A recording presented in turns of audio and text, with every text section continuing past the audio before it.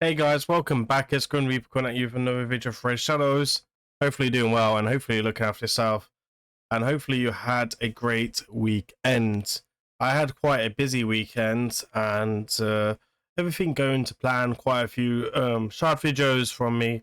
And a big thank you to everyone who let me open the shards. A couple of duches as well over the weekend. And it's pretty nice. Always pulls one of the first duches. And even with her being power crept a little bit, still top tier everywhere. Other than that, we're looking forward to the quite week. We've got a exciting week. We've got 2 days. We've got a big juicy update gonna go live. Hopefully we'll hear some information later on today on information or tomorrow about the new content before it's released, so we can do a bit more preparation. Other than that, it's also my anniversary today as well. My first wedding anniversary of our first year of being married. Time does come quick, and how it's been a hell of a year for me and my partner. From moving to England to Indonesia and stuff like that. So it's been a very great year for us. So hopefully we'll have many more. Anyway, let's get into today's video. We're going to get into it, and it's going to be another Hydra showcase. I wanted to show this champion off for a while, right? She can do absolutely insane damage and really brings a lot of utility as well through this, and you'll see what I mean. I'm talking about no other than Blood Mole. Blood Mole, if I say her name wrong, you have to forgive me. Blood Mole is a fantastic Orcs champion and probably one of the best mythicals for Hydra. She hits insanely hard and can do insane damage. Now, what's she got in a kit? Alright, so I'm going to drop time stamps down below. If you know what she was on in a kit and stuff like that, you can jump to the rest of the juicy stuff and stuff like that. But we're going to go for a kit quickly. So on the A1, she attack one enemy, has a 50% chance of increasing the cooldown of one random skill by the target by 2. Also removes any shield buffs. Pretty nice for A1. Attacks all enemies, places a provoke on them on all enemies for 1 turn. So this is perfect for DK. And then places a unkillable buff on her for 3 turns. You'll see that this is on a 3-turn and a 4-turn cooldown, sorry. And this is a fantastic ability as well. You'll see that we use this quite regularly throughout the run. And then she'll remove block buffs, debuffs from all enemies and place a 50% ally protection on all enemies. Set this champion for 2 turns. Also places a shield buff on all enemies, equivalent 30% of this champion's max HP. The shield is always quite small because she's tap base on a second form, and most people will build her as a nuker, but she could do quite a bit on this. Now her nuker's on a second turn, which makes her great for live arena as well. We are actually using a arena build as the DPS, so it's not a perfect build because it's mainly P versus P focus, and there's a couple of changes I would make, and we'll go through that when I show you her build and stuff. Anyway, so she has a passive. When attacked, decreases the duration of all buffs on the attacker by 1. Cures once per turn. Also heals all enemies except for this enemy by 50% of the damage taken whenever this champion is hit. Occurs once per turn. So pretty juicy. Increase HP of 35 in all battles. Fairly juicy stuff. Now we have her second form, right? This is one where people go pretty nuts on. So, and it attacks all enemies, has a 20% chance of repeating attack. And then she has attacks all enemies. The damage of this skill increases by 10 for each buff on this. So she can place buffs on herself, and then she can help increase her own damage, which is pretty nice. And then we'll attack 30% of the targets. We ignore, target defense by 30, which makes it pretty hard hitting ability against Hydra. And then she has the passive on top of that, which is the cream of the crop. Whenever a ally attacks, this champion has a 25% chance of teaming up with them and join their attack. So basically 1 in 4 turns, she would basically join in with that. Damage increase as this champion's HP decreases by 1%. So it gets damaged by 1% more for every 1% HP she loses. A bit like a Leo ability. So this is it really. I'm going to go ahead and show you the team, and then we're going to go into the run and stuff like that. So I'm going to show you the team from the recording. So give me 5 minutes and I'll be right back. Right, so this is the team that we're using. We're going to talk about through the team and show you what's going on. It's really important when you see these type of videos and you watch these type of videos that you understand the role of these champions. Now, Lady M is going to come in with the ally attack. Increases the duration of all enemies. The strip, if need to, on a second form. And then sometimes the A1 is pretty nice with champions like Mishi and stuff like that. We've got Sifi, she's going to do the revive, increase speed. She's going to do block buffs and increase defense. Then we've got Thorn, he's going to bring the shields, he's going to bring the heals, he's going to bring the provoke on A1, he's going to lock down DK, he's going to be the mischief tank, pretty juicy. Then we've got Supreme Gaelic, DPS, block buffs, AoE decrease speed, AoE HP burn, pretty juicy. Venus, defense down, weaken, HP burn, hex, because she's in the hex set, and then damage as well on top. Orc, survivability, lockdown DK as a second provoker if need to, and then survivability if need to on the first form. Main job, DPS. That is the role of this team. So let's go into this run then, and let's show you what this can do. We're going to show you the start and see what we kind of show you what to do. Cause, we're going to open with like the ally attack and stuff like that, right? And try and get this on DK, this on lockdown. Now, this is not the best of teams. We're working with what the account's got. We don't have like a crazy amount of champions on the account. And obviously we have to build 3 teams.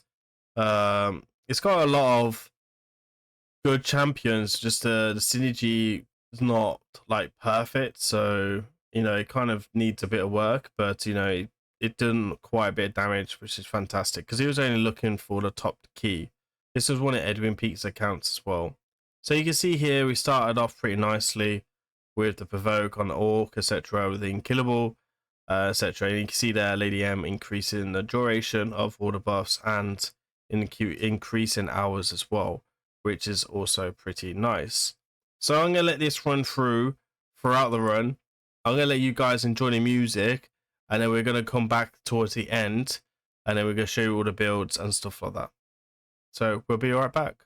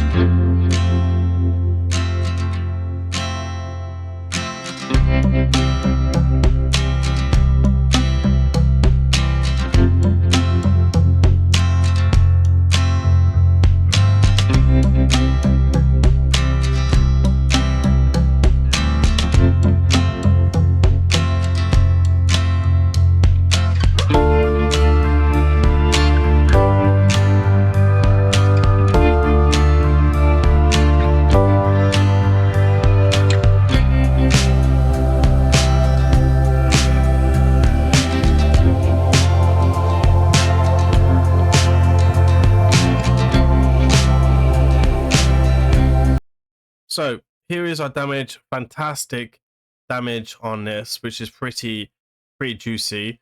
Orc is coming in with 65 million. Venus coming in with 31. Supreme Gaelic coming in with 41 as well. And then that's about it. The rest are support. Now it is worth noting that this Orc can do way more damage and actually be really up there. Now we don't have like a lot of blessings that kind of hinges our damage. We got a little bit of lucky as well that hindered our damage a little bit. We definitely could have lasted a lot longer. The account owner was very happy with the key, so we kept the key and we left as that. But I've seen her do like 300 400 million damage. She is insane for damage. So you know, 6-star, you are going to take crushing rem, which would be the way to go, and stuff like that. So we could do with a bit more hex, etc., throughout the whole run as well. So that's something we could probably look at. So let's go show you all the builds then and all the stats. Now, it is worth noting that a lot of these are arena builds, so these builds are not perfect for the job. But again, we're making them work for 2 jobs, which is super nice. This is our CF, just a fast CF. Speed's coming in at 398. You can use any CF at any speed. You can use champions like Negmo and stuff like that. They have the advantages and disadvantages for sure. Resistors not really needed. All we're looking for is speed, defense, and HP. And that was about it, really. She's just going to come in. Now, I don't really like to use CF for Hydra these days, especially for like in-game players. But sometimes you don't really have a choice, unfortunately. And this account was a bit limited on a few champions other than the lizard. I was trying to get a lizard in one of the teams, but I just couldn't make the synergy work. So it's one of them ones. We've got Lady M then. This is a arena build. So good speed, good defense, good HP. You know, you could go and good accuracy as well for a second form. You don't need accuracy for the first form, you just need it for a second form. You know, it's not too bad as a build. Sorry, there is actually bonuses as well for the Hydra. So, you know, you can add 20 speed on for CF, for example, and a Mika of 400 speed, which is pretty juicy in all fairness. You know, this is a stone skin. You can just use any type of build. Don't need stone skin for this type of job. She's not booked either, so there's a little bit more damage that could come as well. And I know Fawn is actually not booked as well. You don't want to be taking retribution against the boss because of torment and stuff. But again, I'm not going to reset the masteries just for that because it's more focused on the like the arena side, right? Okay, so let me show you a couple of champions then. So we've got Vass, not Vass, sorry, Vass was meant to be in it, but it didn't work. So who was it? It was Fawn, because we were trying to use 2 support, but our swipeability wasn't very great. So obviously we spoke about his role earlier. These are his stats. Now he's not booked at the moment, so this key definitely gets a lot better once this guy's booked. 225 speed. Now with increased speed, that's fine. If you want no increased speed, you need to be minimum of 235 because you want to make sure you just go before DK. Good resistance, good accuracy. Now you need about 380. Accuracy is perfectly fine. Good defense and then good swipeability. Now, I don't think we have masteries as well, if I remember correctly. I think we're missing masteries as well. We are, so we can definitely get a bit more damage here and probably go War Master here as well, which would be pretty juicy. Then we're going to have a look at the next build, which would be do Venus. So Venus go come in. Now Venus is coming in here with increased defense. Sorry, increased defense with War Master. You could go Hound Smasher if you got enough damage. We don't have that much. Got Cycle of Magic here, which is pretty useful, and then Master Hexer is quite good on debuff champions. We got Cruelty, but honestly, you could possibly use Nature of Wrath because she does put out quite a few debuffs. I think that's definitely a strong one for defense down champions now, if I'm honest, especially with Venus. And you can see here we've got the Hex set here, which is pretty juicy. We did add quite a bit of survivability onto a kit like HP chest and stuff because we were struggling for survivability a little bit. We got very good speed. It's very key to have very good speed on these type of builds. So that's something you want to work on. And then we're gonna go to Gaelic next, right? So Gaelic is in Savage. Now Relentless is probably better on him overall. I didn't want Relentless on this style of team because he's very squishy and he fell down a lot. So that's something we'd need to take into consideration. These are the stats overall. Good accuracy, good critical damage, critical rate, and speed and attack. And then again, survivability for HP. Now, Thorn will keep him alive a bit more once that Thorn is put out and stuff like that, which is something that would be quite key. And then you could again go Nature of Wrath with him as well. These are his masteries that we went with, which is pretty juicy. I wanted to show you as well that Thorn is actually not booked unless he's booked him after we did the boss. Yeah, so he's not booked, right? There's a lot of books coming there for sure, and a lot of value coming there as well. And then we're gonna go with our main girl, right? She makes this team work. She's actually not booked on the first form, so that's something that could really improve.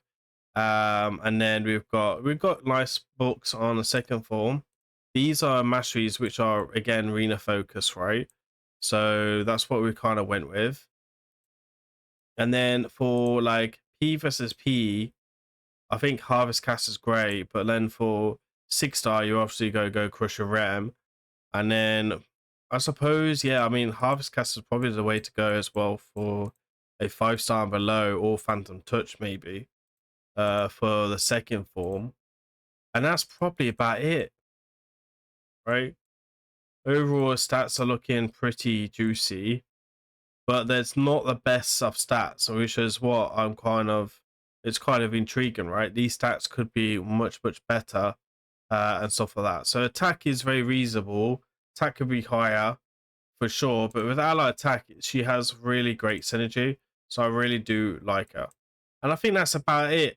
You know, we've got everyone down in the T, down to T, top the eyes, and that's about it. It's looking pretty juicy. Edwin Peaks will enjoy his new team overall. And that's about it. Yeah, let me know let me down know in the comments if you run her yourself. I'm kind of curious to see how many you guys actually do run her in Hydra and stuff like that. She looks absolutely so cool though. I wouldn't mind getting her from my account. Anyway, guys, hopefully that's about it. I'm going to leave you guys to it. I'll see you on tomorrow's upload. Please remember to like, comment, and subscribe. And I appreciate you watching all the way to the end. I've been Grimreaper. I'll see you on the next one. Peace.